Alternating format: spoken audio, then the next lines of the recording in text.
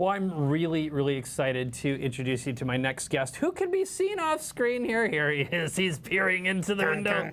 It is my little buddy, the 3-foot chef, Mr. Sean Stephenson. Hey, Thanks for being here, brother. Let's give it up. All right. Good to see you. You too. Thanks for being here. Thanks for having me on your set, literally. On my set.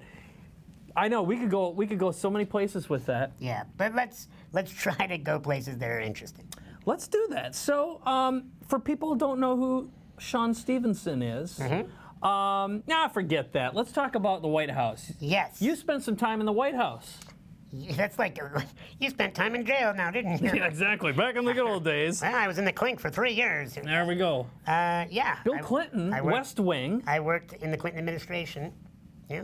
And what did you do there? Secretary of State? I'd have to kill you. All right. If you wanted to know. Oh, no, fine. I worked for the Office of Cabinet Affairs, which is hilarious because I managed Clinton's affairs, and it was a tough job. But I was there in 1998. Okay. When he was being You must have impeached. just been a little guy back then. I was, you know, I was 2'10", you know, Okay. back then. But yeah, so I worked for Bill Clinton, President Clinton, in his Office of Cabinet Affairs. So we worked with like Treasury, Defense, Education, you know, all the different secretarial positions. Because most people think that like the cabinet gets together all the time with the president. Not true. The cabinet's usually separated all around the world for different projects at all times. And so then they work with their staffs that then work with the cabinet office staff to collaborate different reports to bring to the president. For the very few times that they meet, it's rare because it's usually us collaborating to figure out what is the most important information for the president to how'd see. you get the deal? Well, I worked on Capitol Hill previously for a congressman, and you know I had a goal as a child to be president of the United States. And I worked my butt off working on different campaigns. I was a poli There's still a little left, though. Yeah, bam, bam. Oh my goodness! At some point, they're not going to know that we're friends, and they're just going to think you're a dick. You know, growing into the role of a person that really wants to be a part of public policy, it was fascinating to work on Capitol Hill, to work for the presidential administration, and to experience that time period. If you think about 1998, that was the year that the African embassy was bombed. That was the year that the Capitol Guards were shot. That was the year that President Clinton got impeached. That was a huge year to work in the White House. I literally watched history unfold during my time there. Unbelievable. Yeah, it really is. So, and you're not a political guy. I mean, I definitely have opinions, but I found that I have a bigger mission on this planet. And my mission, when I look at what I have to do on this planet based on why I was born, which I'm happy to talk about, it can't go down to breaking groups into two separate sides and being like, I side with this side over this side. Because truthfully, I look at both sides, and my gift is seeing how they're both right and they're both wrong. And because of that, I'm not meant to, at this time in my life, be in that role anymore. Because I'm here to get human beings to chunk all the way up and see, wow, we're all here for the same reason. Because we respect life and whatever that is, and we respect each other, and we respect the idea of compassion and making a difference. You know, when you look at whether it's religion or government, when you chunk all the way up, when you go completely meta, you find all human beings want to feel good and to come from a place of love, and we do that in some of the most beautiful and destructive ways. Right. Well done. Thank you. Well done. So I want to shift gears a little bit and talk about sex, because Yes. you did Politics, religion, now it's we're going to cover it all. Yeah, because 69 topics. You're a doctor. You're Dr. Sean Stephenson, Yes, sir. and you did a dissertation on sex energy. Yeah. And I want to talk a little bit about that. Sexual attraction. Sexual attraction. Yeah. Okay. So What is it? What was that about? Well, so my doctorate is in clinical hypnosis, which is the study of the unconscious mind. And the unconscious mind is not what most people think. some people call it the subconscious mind, and I disagree with that term. That means like submarine means that it's below you. It's not. It's actually above. It's a bigger part of what's running the show that's out of your awareness. And whether it's somebody who is suicidal, going through eating disorders, going through depression, it's because their unconscious mind is out of rapport with their conscious mind. And when it comes down to sex, what I found is you have no control over who you're attracted to.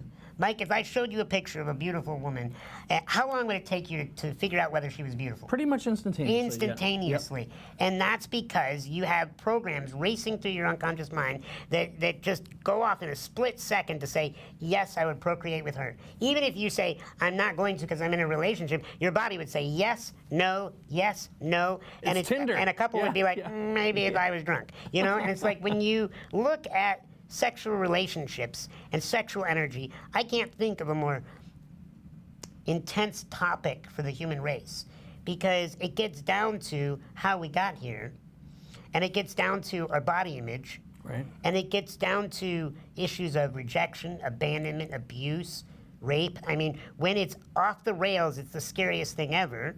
When it's on the rails, it's the most beautiful, divine, loving, heart-opening, oh my God moments, right? And so I am fascinated with how do we interact with each other knowing that that force is present. And what I love about the human condition is when you run from something, when you repress something, it only becomes darker and more painful. When you're willing to, in a mature conversation, discuss, like, what do you do in your relationship? What works, what doesn't? What are you attracted to? What is pornographic? What is artistic? What is something that's divine and beautiful versus abusive and wrong? And when you go into these dialogues, you go into uncharted waters for most people, because most people come from that place that, you know, they were either pushed by their religion or their parents or a culture that says, we can't talk about that. And as we've seen, when you repress something, it goes deep and it goes dark. And, you know, that's my thing is, let's bring light back to sex. Let's bring conversations that are mature and intense about what are we really on this planet to experience. Do we need to feel shame when it comes to the experience that we all want to have, which is to experience our sexual identity? Very good. So one of the things that I know I'm going to ask you about, and I don't know the answer to this, so okay. The question is, I want you to tell a story about your early dating life, because you got a funny story. But before I do that, I also want to tell our friends watching right now two things. First of all, Sean and I did an extensive interview that's available when you subscribe to the podcast. So if you dropped some serious knowledge. Oh, there's some really good stuff, because we talked about working out. We talked about what pisses Sean off more than anything. And also we talked about some abuse as well, some pretty hardcore stuff. So I encourage you to check out and go to mrbz.com/podcast and watch the podcast, subscribe to it. And also you can get more information about Sean by visiting mrbz.com/Sean. So let's talk a little bit about early dating life. You got caught at one point in time in your early dating life. I did not get caught. I almost got caught. Oh, that's what it is. So in my 20s, Mom, I'm sorry if you're watching. Oh, and to set this up, you're now a happily married guy to Mindy. Beautiful, beautiful woman. More than happy. She's extraordinary. Yes, absolutely. But prior to that. Yes. Prior to that, I was sexually frustrated, confused, and like every other man looking for his enjoying experiences. So how old was I? I was probably in my mid-20s. Probably like 26, 27, so maybe a little toward the later end of the 20s. And my buddy and I met these two girls at last call. You know that moment when you're like, hey, hey, hey, and then you're like, hey, anybody will do, hey, hey, and no one wants to admit to that, but that's what we were. And we met these two young ladies, and we hit it off, and they said, hey, why don't you come back to our house? And we're like, that is like the best thing for a heterosexual male to hear a woman say, want to come back to my place? So we were like, absolutely. So we drive through this suburban neighborhood, and we get to this house, and we go down in the basement, and we're in our 20s, so it's not like we're like teenagers like hiding from something. And then we're sitting there, and my buddy peels off with one girl and goes to the bathroom, and I'm sitting with this other girl, and of course I say something stupid, because at that time I hadn't figured any of this stuff out yet. She gets offended, I didn't have a fend-away spray, and she leaves. And I'm on the couch, because we didn't bring in my wheelchair, and I'm stranded on the couch just waiting for my buddy, and I hear footsteps. coming down the stairs. And I look around, and at this point I had only one thing on my mind. Well, once that I knew that wasn't going to happen, then I had a lot more on my mind. And I look around and I see family photos around this house, and I'm like, this is this girl's parents' house. That's her father coming down the stairs. And I'm thinking, there's a little man sitting on his couch. What is he going to do? So I laid down, I curled up, and I threw an Afghan over me and pretended I was a pillow, and I stopped breathing. And the whole time, I was praying that he wouldn't notice. Or sit on you. Well, what he did was he sat down next to me. He turned on the television and watched an episode of MASH. And I hate the episodes. I hate MASH. Yeah, exactly. Oh, I hate that song, yeah. And he gets up to go make a sandwich or something, and I knew that I had one chance to get out of there. So I whipped the pillows onto the floor, threw the Afghan off, jumped from the couch to the pillows, wrist breaking my neck, rolled down the freaking hallway, and I get to my buddy and knock on the door and we get out of there. But before I got out of there, the whole time I was just looping one question. What am I going to say to this guy? What am I going to, if he lifts the blanket, what do I, and I got it. I finally got it. There's only one thing in that moment that was going to make everything okay. If he lifted up that blanket, I was going to say, have you seen me Lucky Charms? That's so great. Because in that moment, he might be like, okay, and just put the blanket back on, go to bed, and think he was still asleep. Exactly. That's all I had. That's all I had. You didn't have a little green hat with you, though. No. That would have been great. Yeah?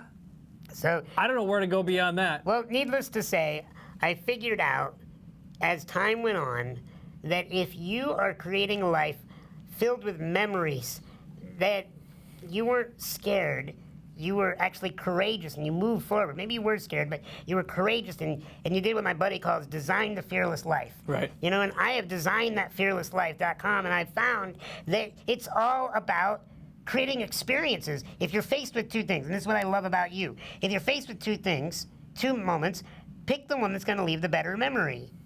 Because when you look back on your life, I just had a near-death experience less than 3 weeks ago, and I can tell you, in that moment when you smell the Grim Reaper's cologne, you don't regret anything but what you didn't do. And I know that's cliche, but it's true, because you can get past public judgment. You can get past people thinking you're offensive. You can get past people thinking, how dare you do that? But you can't get past, I didn't do what I wanted to do in this life. Yeah, never get time back. Where can you go from here?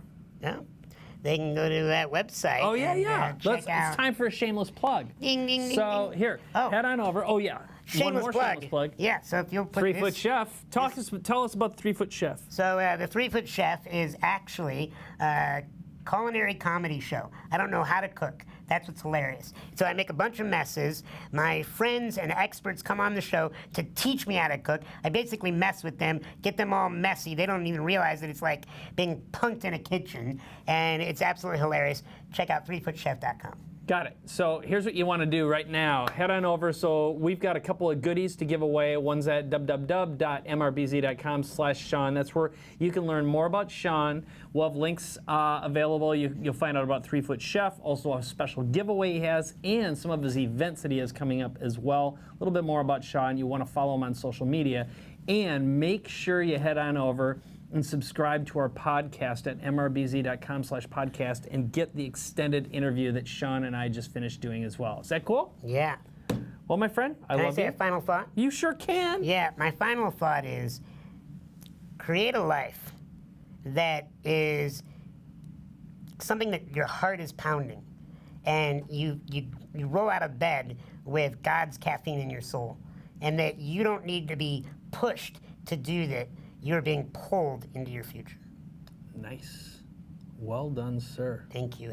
Thank you so much for having me on the show. I love you, brother. It is an honor to be here in your life, not just on the show. I mean, we have so much fun, and I think a lot of people would see you as this zany nutball, but at the end of the day, you are a really good human being. Thanks, man. That's kind of you. Thank You know I feel the same. So this is Sean Stephenson. Big heart, a lot of love, and bring him into your life too. All right. Let's take off, brother.